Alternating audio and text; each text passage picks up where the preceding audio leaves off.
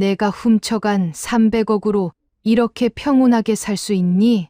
회장님, 저는 그 돈을 훔친 적 없습니다. 그럼 왜 도망쳤지? 왜 연락을 끊고 숨어 지냈어? 제가 사라져야 회장님과 회사가 안전했기 때문입니다. 본 영상은 실제 사연을 가상으로 표현한 작품입니다. 등장인물의 이름, 회사명 등은 가명임을 알려드립니다.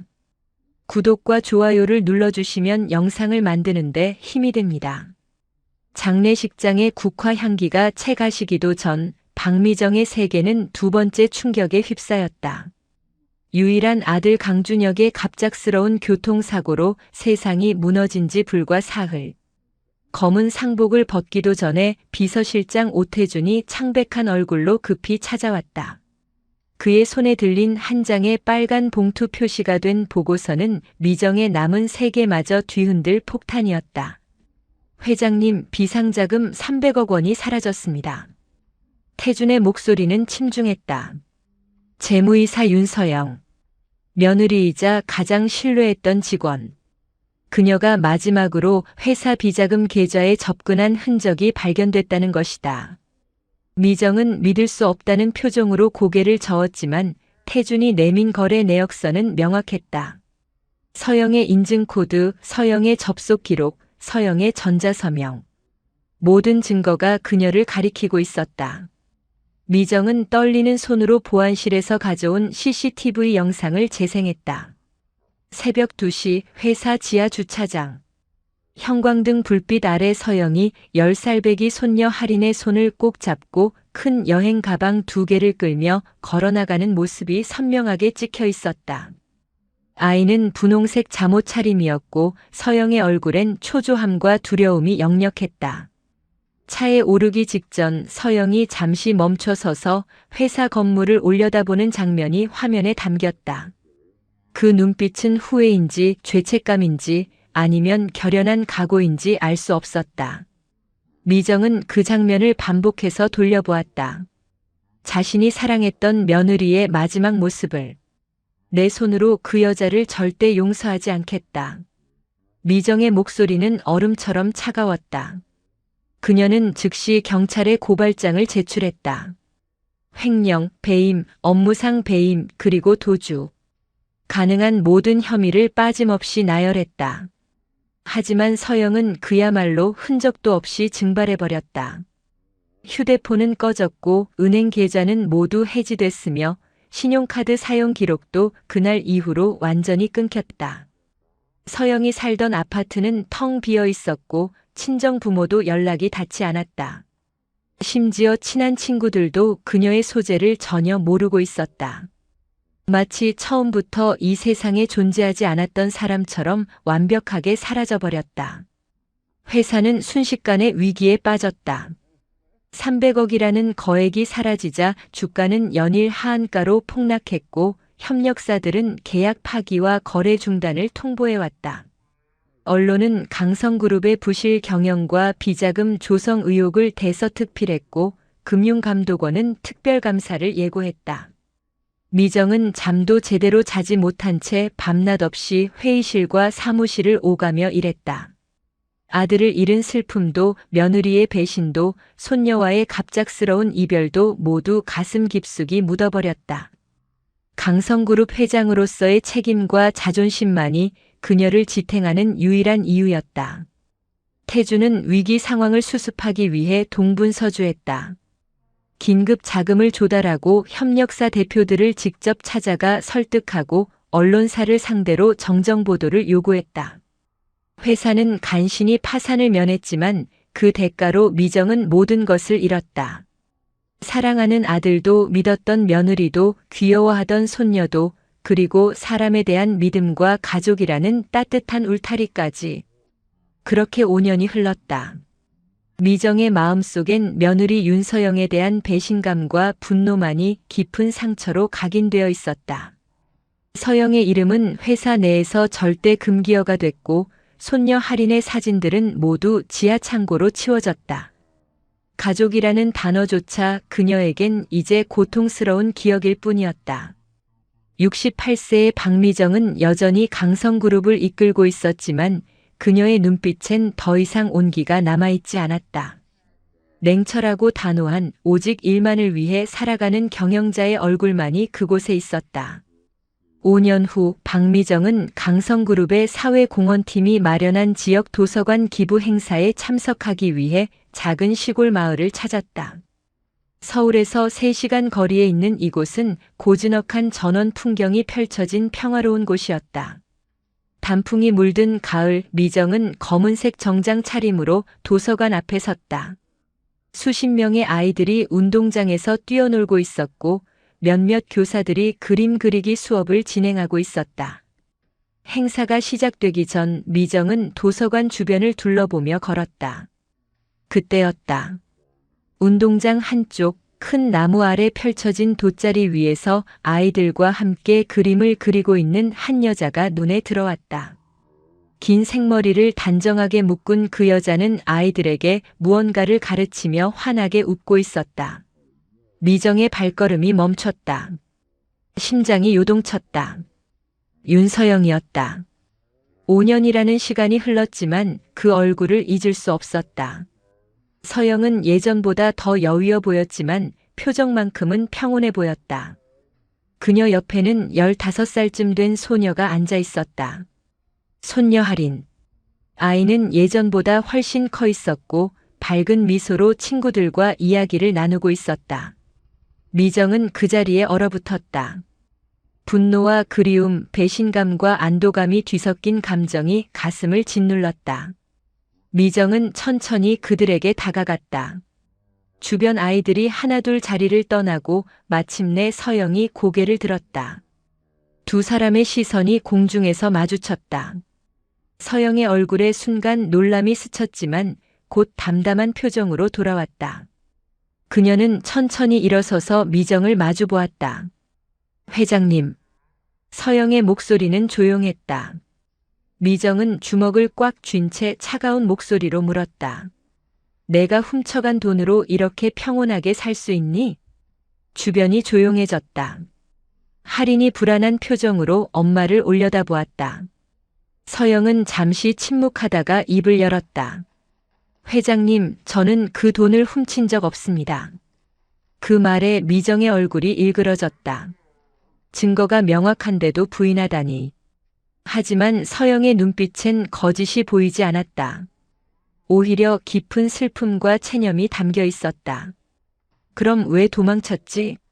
왜 연락을 끊고 숨어 지냈어? 제가 사라져야 회장님과 회사가 안전했기 때문입니다. 서영의 대답은 미정을 더욱 혼란스럽게 만들었다. 그녀는 더 이상 말하지 않았다. 할인의 손을 잡고 가방을 챙기기 시작했다. 언젠가 진실이 드러날 겁니다. 그때까지 부디 건강하세요. 서영은 고개를 숙여 인사하고 할인과 함께 자리를 떠났다. 미정은 그들의 뒷모습을 멍하니 바라보았다. 진실이라는 단어가 머릿속을 맴돌았다. 혹시 자신이 모르는 무언가가 있는 걸까? 5년 동안 확신했던 진실에 균열이 생기기 시작했다. 그날 밤 미정은 잠을 이룰 수 없었다. 서영의 눈빛이 계속 떠올랐다. 거짓말쟁이의 눈이 아니었다. 뭔가 말하고 싶지만 참고 있는 고통스러워하는 사람의 눈이었다. 미정은 결심했다. 5년 전 그날의 진실을 다시 한번 처음부터 파헤쳐 보기로. 서영과의 재회 이후 박미정은 밤낮으로 5년 전의 기록들을 다시 들춰보기 시작했다. 회사 지하 금고에 보관된 오래된 장부들, 디지털 거래 내역, 감사 보고서까지 모든 것을 샅샅이 뒤졌다. 비서실에서는 회장이 과거에 집착한다며 걱정했지만 미정은 멈출 수 없었다.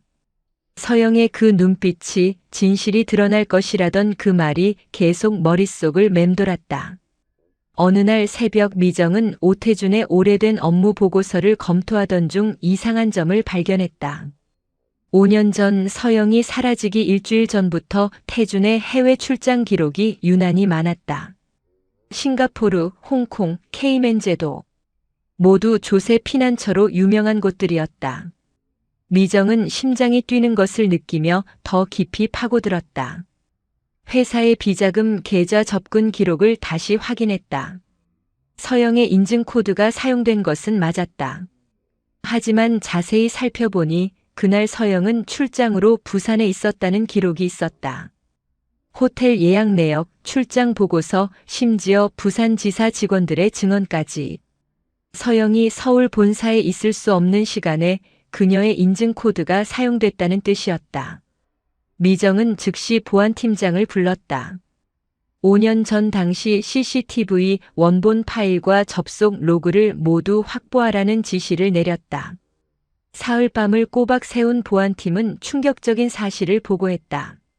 서영의 인증 코드를 사용한 IP 주소를 추적한 결과 그것은 서영의 컴퓨터가 아니라 태준의 사무실에서 접속한 것이었다. 미정은 손이 떨렸다. 모든 퍼즐 조각이 맞춰지기 시작했다.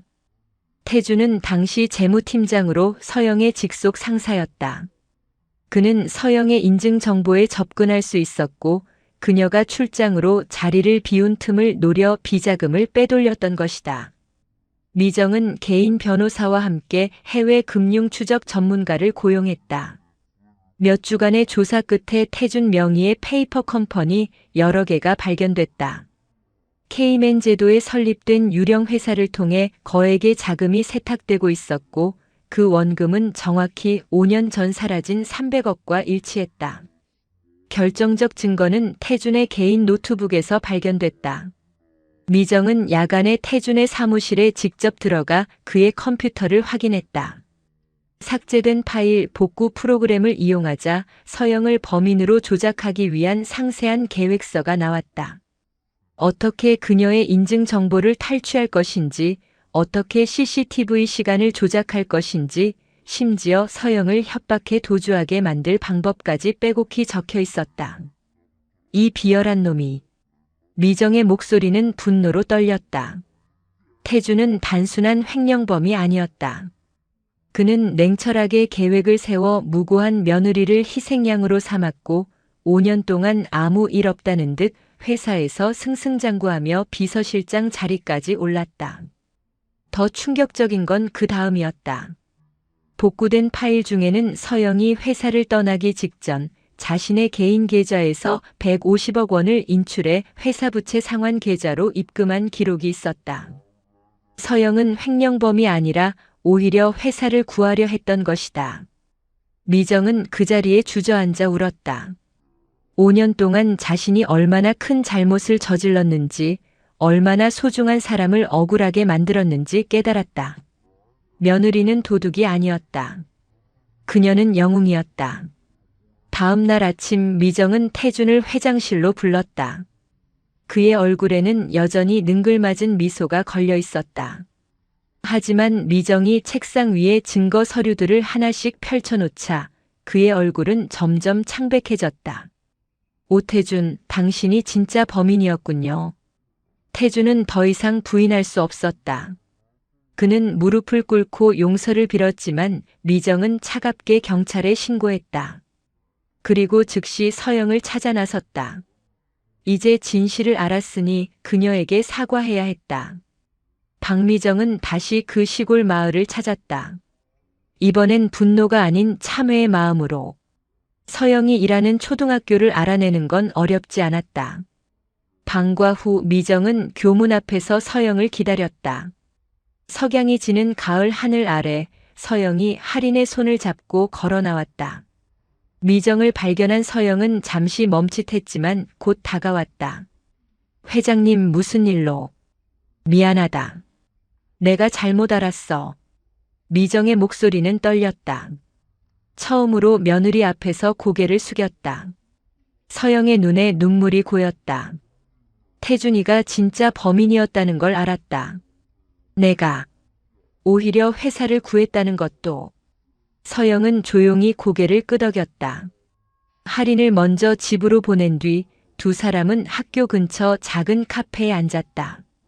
창밖으로 낙엽이 떨어지고 있었다. 긴 침묵 끝에 서영이 입을 열었다. 회장님, 사실 제가 떠난 건 태준 때문만은 아니었어요. 미정이 고개를 들었다. 서영의 표정은 담담했지만 그 눈빛엔 5년간 간직해온 무게가 담겨 있었다. 서영은 천천히 진실을 풀어놓기 시작했다. 남편 강준혁의 죽음은 단순한 교통사고가 아니었다. 그는 회사 내부 비자금 조성 문제를 파헤치던 중 의문의 사고를 당했다. 당시 준혁은 태준과 다른 임원들이 조성한 비자금의 실체를 밝히려 했고 그 과정에서 박미정의 이름도 관련되어 있다는 증거를 발견했다. 준혁은 회장님을 지키려 했어요. 그 비자금은 회장님이 모르는 사이에 회장님 명의로 만들어진 거였죠. 하지만 검찰이 조사에 착수하면 회장님이 책임을 지셔야 했어요. 미정의 얼굴이 창백해졌다. 자신도 모르는 사이에 비자금의 명의자가 되어 있었다니. 서영은 계속 말을 이었다. 남편이 죽은 뒤 태준이 그녀를 찾아왔다고 했다. 태준은 협박했다. 비자금 조성의 모든 증거를 세상에 공개하거나 아니면 서영이 횡령범이 되어 조용히 사라지라고. 만약 서영이 거부하면 박미정은 회장직을 잃고 감옥에 가게 될 것이고 강성그룹은 파산할 것이라고 했다. 저는 선택해야 했어요. 회장님과 회사를 지키거나 제 결백을 증명하거나. 서영은 전자를 택했다. 그녀는 자신의 모든 재산을 정리해 회사 부채를 갚았고 태준이 만들어 놓은 시나리오대로 범인 역할을 맡아 사라졌다. 할인을 데리고 이름을 바꿔 시골로 내려와 초등학교 교사로 새 삶을 시작했다. 그럼 사라진 300억 중 나머지는 150억은 제 돈으로 회사 부채를 막았고요. 나머지 150억은 서영이 가방에서 낡은 통장을 꺼냈다. 강성그룹 명의의 계좌였다. 잔액은 정확히 150억 원. 제가 태준의 해외 계좌를 추적해서 되찾았어요. 2년이 걸렸지만요. 이 돈은 익명으로 회사 재건 기금에 기부하려고 했는데 회장님을 다시 만날 줄 몰랐네요. 미정은 더 이상 참을 수 없었다. 눈물이 주르륵 흘러내렸다. 며느리는 횡령범이 아니었다. 그녀는 가족을, 회사를 그리고 자신을 지키기 위해 모든 것을 희생한 영웅이었다. 5년 동안 오해하고 미워했던 자신이 너무나 부끄러웠다. 서영아, 정말 미안하다. 나는 너를 한 번도 제대로 본 적이 없었구나. 서영은 조용히 미정의 손을 잡았다. 이제 그만 미워하세요, 어머님. 할인이에게 할머니가 필요해요. 그 아이는 가족을 그리워하고 있어요. 어머님이라는 호칭에 미정의 가슴이 뭉클했다. 5년 만에 듣는 그 말이 이렇게 따뜻할 줄 몰랐다. 미정은 서영의 손을 꼭 잡고 흐느꼈다. 고맙다. 내 가족을 다시 찾아줘서. 이제 함께 집으로 가자. 서영이 고개를 끄덕였다. 두 사람은 서로를 끌어안았다. 5년간의 오해와 아픔이 눈물과 함께 씻겨 내려갔다. 저녁 노을이 세상을 붉게 물들이는 가운데 깨어진 가족이 다시 하나로 이어지는 순간이었다. 며칠 후 서영과 하리는 박미정과 함께 서울로 돌아왔다. 강성그룹 본사 앞에서 기자들이 플래시를 터뜨렸지만 미정은 개의치 않고 손녀의 손을 꼭 잡았다. 진실은 늦게 왔지만 그때 찾은 용서는 그 어느 때보다 깊고 진실했다. 이야기가 감동적이었다면 구독과 좋아요 눌러주시고 주인공에게 응원의 댓글도 부탁드립니다.